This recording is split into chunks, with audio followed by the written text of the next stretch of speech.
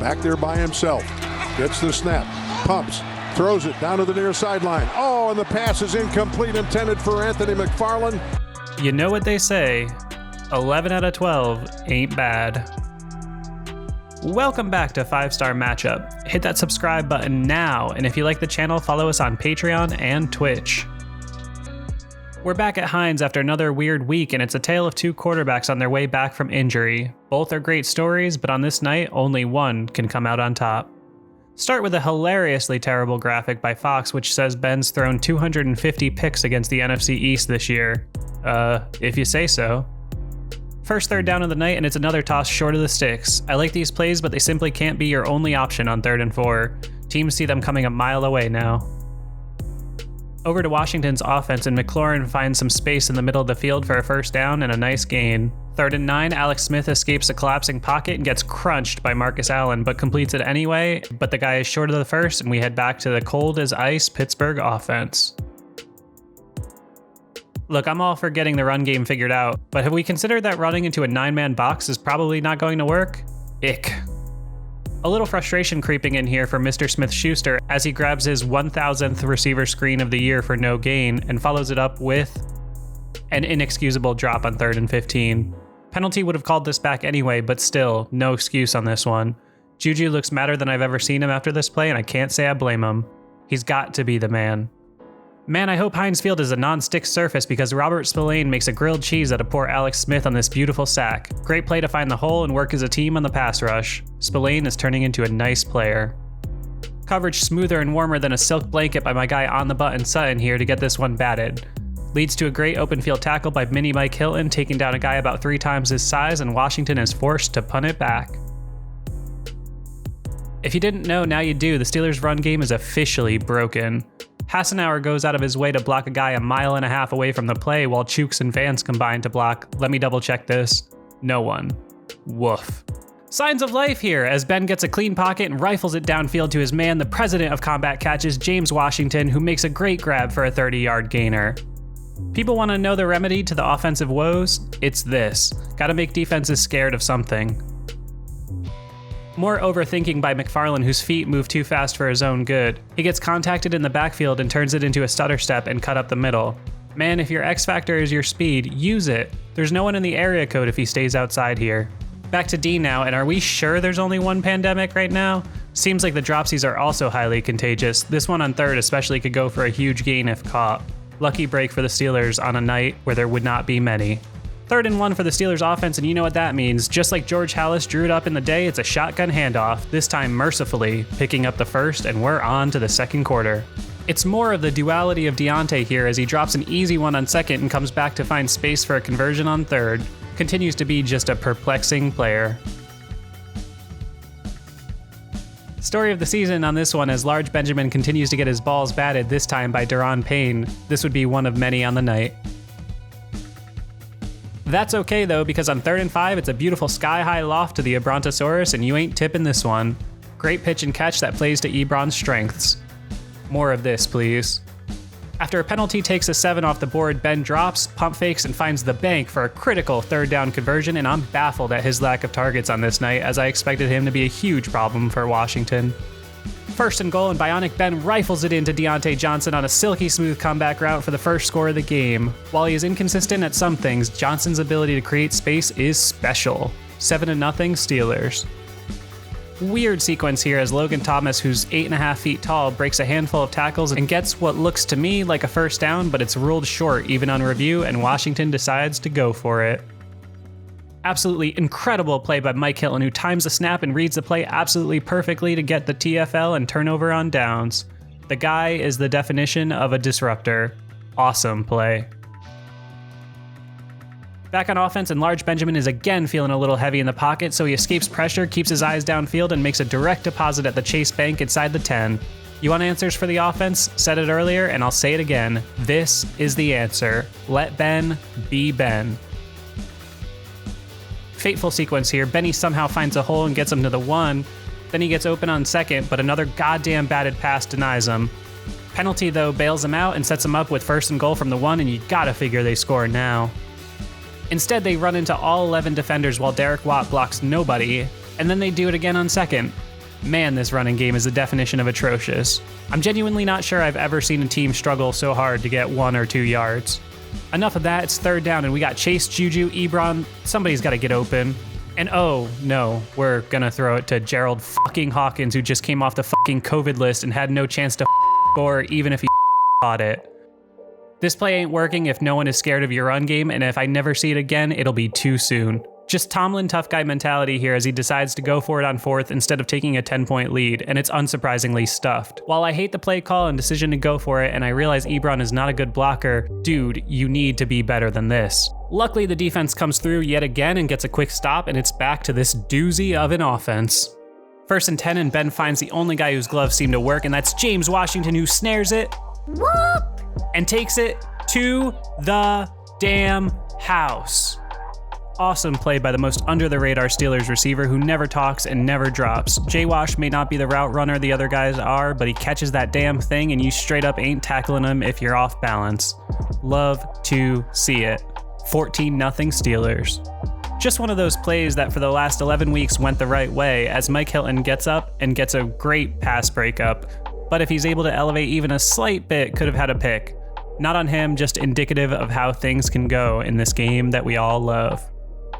Alex Smith takes a deep shot on 3rd to McLaurin, who can't make the catch, but that's secondary as the entire season flashes before my eyes when I see number 39 get up slow. Luckily though, it's just a scare, but it drives home the point. I'm not sure how many people besides 7 we could more ill afford to lose than make a pathetic series as the Steelers take over with 1:48 and a timeout, and run it to Jalen Samuels up the gut. Then they take the whole play clock and run 2 passes short of the sticks. This one on 3rd to Juju is insanely predictable and sniffed out by Washington immediately, and the Steelers come up exactly this short. Fitting. Because you just know they're going to get points now. Smith finds Cam Sims wide open on a slant and Joe can't make the tackle, and Justin Lane takes a bad angle. That's what you get with backups, and he's off to the races to flip this field and completely alter the momentum of this game. Impressive, game-changing play by Sims.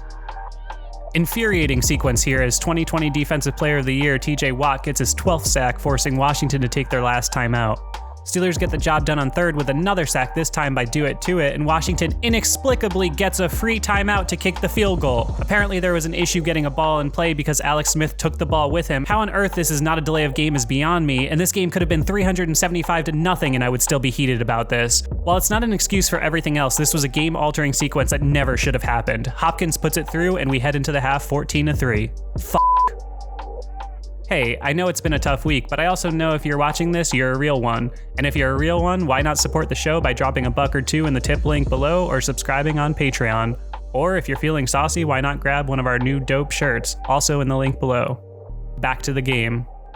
Another sequence of non-winning football here on the opening drive of the half. Washington faces a 1st and 23 from the shadow of their own goal line, and a pair of dinks lead to a bunch of whomps. And again, the field is flipped. Just like the last series, you can't give up plays like this and expect to win. It's one thing if you get beat down the field, but you can't have guys running through your D like this. Credit to Washington, though, for great execution. Scary moment here for Bob the Brick Spillane, who, like seemingly countless Steelers linebackers before him, injures his knee and will likely miss time. Depth is certainly being tested. Another in a night of coming up an inch short. This time it's Cam Sutton who's just an inch or 2 away from being on the button, and it's a huge gainer to Logan Thomas, who is unstoppable all day. Seriously. Look how close Cam is to making this play. Sometimes they just don't go how you want them to. As if they weren't watching the Steelers do the exact same thing, Washington hands it off out of the gun and TJ stuffs it on 1st. Then a great coverage play by Joe on 2nd leads to even more great coverage on 3rd, and the Steelers are on the verge of a goal line stand of their own. Washington also eschews the field goal attempt on 4th, and oh no. In perhaps one of the greatest ironies in the history of football, TJ Watt finally draws a holding call, but it's against him. And the worst part is, he didn't even need to do it. The coverage was perfect by Edmonds and the rest of the D, and they would have gotten off without it. Game-changing play. Because they aren't the Pittsburgh Steelers, Washington runs it in, and we got ourselves a ball game. Steelers 14, football team 10. Oh, what a slippery a brontosaurus he is lately. Of course, it doesn't matter if your number 1 receiver is only allowed to run routes within a yard of the line of scrimmage. 2nd and 9, and JC Asenauer forgets he's not bowling and rolls a gutter ball to Benny Snell, which derails the drive. Another drop on third for good measure, and ladies and gentlemen, I'd say we're spinning our tires, but I don't even see any wheels at this point. What else is new? Another pressure by Trent Jordan here, and can somebody explain to me why this isn't an intentional grounding? Smith never moved, and there's no one near this, nor does it reach the line. Not a huge difference, but I thought it was weird. 2nd and 14, and because he clearly doesn't want me to sell any of Brontosaurus shirts, Eric drops another one, and the drops are piling up like my manic depressive bowl of ice cream after this game. Yikes. More of the answer here is Ben creates a little time and finds Deontay for a conversion on 3rd and 14. Fixing the offense isn't that easy, but it's also not that hard. Let Ben be Ben. Classic Claypool PI draw, and if I asked you quickly whether he had more PI calls on the season or the Steelers had more drops in the last 2 weeks, which would you guess? Even though it's physically impossible to run, we do it anyway, peep Ebron. Leads to more Ben being Ben on 3rd, and we head into the 4th. Fake Boss puts it through, and the Steelers reclaim a touchdown lead for the time being. Yet another instance of things just barely going the wrong way. TJ finally gets his first forced fumble of the season, but weirdly refuses to fall on it. Could have put them away with this turnover. Back to offense, and I'll just let the announcer call this one. 4-man rush, they're gonna run it to Snell, and that is a disaster. 3rd and 10. Really? Another strange one here with Sutton being just slightly off the button. Bad underthrow by Alex Smith has a good chance to be picked, but Cam just can't track it down. These are plays that went the right way for the last 3 months, but today, no such luck. Trouble for the Steelers here as both inside backers are singled up in coverage and Vince is nowhere near McKissick. Both of these next 2 plays are out of a bunch formation and work perfectly for Washington, who clearly wanted to test the Steelers' communication with both of their top corners and 2 inside backers out of the game.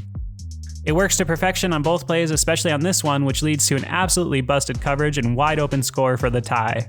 Washington made the plays, make no mistake, but it's very obvious that the injuries are having an impact on this defense. If you want to see what people mean when they say this offense is predictable, look at how number 20 plays this. He knows it's a crosser with a pick by Juju immediately, and he avoids it and makes the tackle. Classic Roethlisberger here as he taps the B button at the exact right moment and shrugs off the sack for the completion. Let Ben be Ben. 2nd and 10, good completion to Juju, who is, of fucking course, tackled a yard shy of the first. Again, because this is their whole offense, Washington sees this coming a mile away, and the DB ducks under the attempted pick by Chase to prevent the first. 4th and 1 in a tie game without a running game, what do? Throw a go route to your 3rd string running back. Yikes. I think the throw by Ben could be a little bit better, but to me, if McFarland trusts the throw more and turns right instead of left, he makes an over-the-shoulder grab, and it's a different game. But that's why I'm not going there in that moment, regardless of the matchup. Also, I know we got fake Boz, but just like at the goal line earlier, I'm taking the field goal attempt in this sort of a game. It's 45, not 55. If fake Boz has no shot at that, then you should have a better option ready.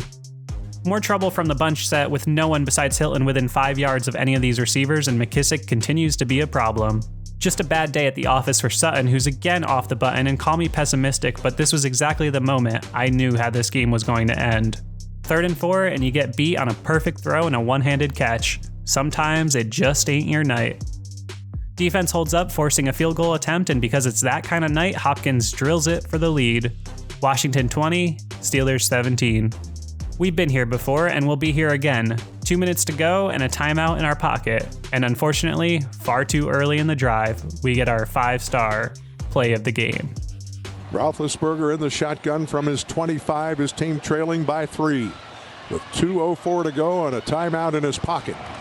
Gets the snap. And the pass is batted into the air and intercepted. Bostic ends up with the football. Sadly, before we can even see if there's any magic left in his old silk hat, yet another tipped ball, story of the season, lingers in the air and finally gets picked off by, of all people, John Bostic, to mercifully end this atrocity of a game. While I hated much about the scheduling, game plan, and execution tonight and the last couple weeks, I hope you can see that even at their worst, 1 or 2 things in this game go a couple inches differently, and the Steelers are an ugly 12-0. Instead, and you don't have to say this one with me, your Pittsburgh Steelers are 11-1. Look, I'm not in the business of making excuses, so I won't do it. But I do think this looks like a tired team right now, and one that's suddenly faced with a lot of injuries. Can they gut it out and hang on to the AFC North lead with 4 to go? Yes. Will they? We'll have to see. As many have pointed out, Randy Fichtner's offense seems lost, and the Steelers simply can't continue to take a mulligan on their first drive or two of every game. They need to counter what defenses are doing and go back to a more traditional Roethlisberger offense. I like the short game, and it's protected Ben to this point, but guess what? We made it to December, and he's alive. You're going to have to live and die by the passing game anyway. Let Ben be Ben. Open up the passing game and throw it to the damn sticks once in a while. Defense wasn't up to snuff either, but remember that they finished the game without either starting corner and already are down an elite athlete at 2 linebacker positions. While this loss sucks, at the end of the day, it's an NFC opponent, which hurts less in the standings, and you knew the L was coming eventually anyway. Just can't let it turn into a streak of its own. Here we go. If you're still there, make sure you hit that Patreon, as I'm about to get goodies back in stock and you will be the first in line. And I promise you won't be disappointed. Or if you're feeling particularly generous, check out our Teespring store. But either way, just keep watching and follow us on Twitch if you have it. Be safe and see you guys next time.